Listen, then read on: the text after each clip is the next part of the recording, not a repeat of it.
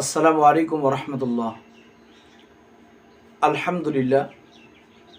সম্মানিত ভাইরা, আজকে পবিত্র জুমার দিন, পবিত্র সাপ্তাহিক ঈদের দিন, সকলের জন্য একটা গুরুত্বপূর্ণ দিন।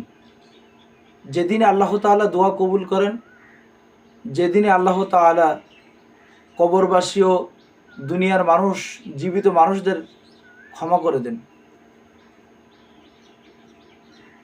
আল্লাহ নবী আলাইহিস সালাতু ওয়াস সালাম বলেছেন, এই দিনটা তোমাদের জন্য অত্যন্ত সর্বশ্রেষ্ঠ দিন। আবু দাউদ শরীফের ও নাসাই শরীফের 1047 নম্বর হাদিসের ভিতরে বললেন, ইন্না মিন আফজালি আইয়ামিকুম ইয়াউমাল জুমআহ,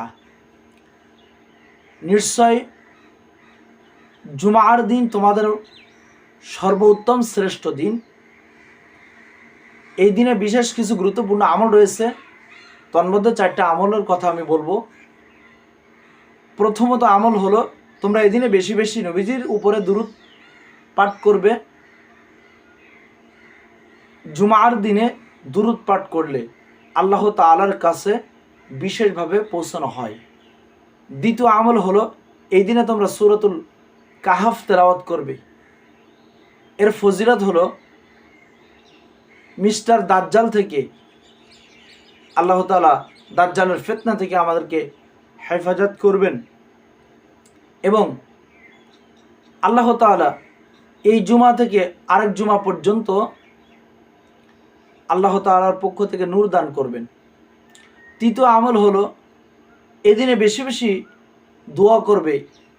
তবে এমন একটা সময় আছে যে সময় দোয়া করলে আল্লাহ তাআলা সরাসরিভাবে বান্দার দোয়া কবুল করে নেন। আলহামদুলিল্লাহ।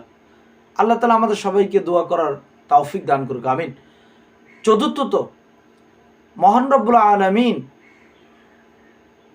তার পবিত্র ঘরে পরিষ্কার পরিচ্ছন্নতা হয়ে জুমার আজানের আগে আগে এসে সামনের কাতারে যখন কোনো বান্দা বসবে, প্রত্যেকটা কদমে তার সওয়াব বৃদ্ধি করা হবে। আর সামনের কাতারে বসলে তো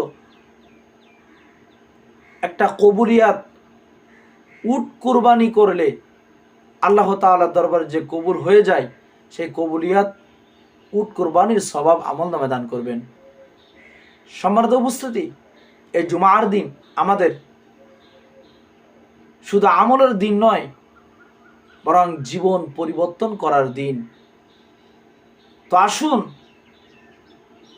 এই জীবন পরিবর্তন করে আমরা আখিরাত সৌন্দর্যমণ্ডিত করার জন্য, সুসজ্জিত করার জন্য আজকে আমরা স্বতঃস্ফূর্তভাবে কাঁধে কাঁধ মিলিয়ে আজানের পূর্ব থেকে আমরা মসজিদে গমন করার চেষ্টা করি।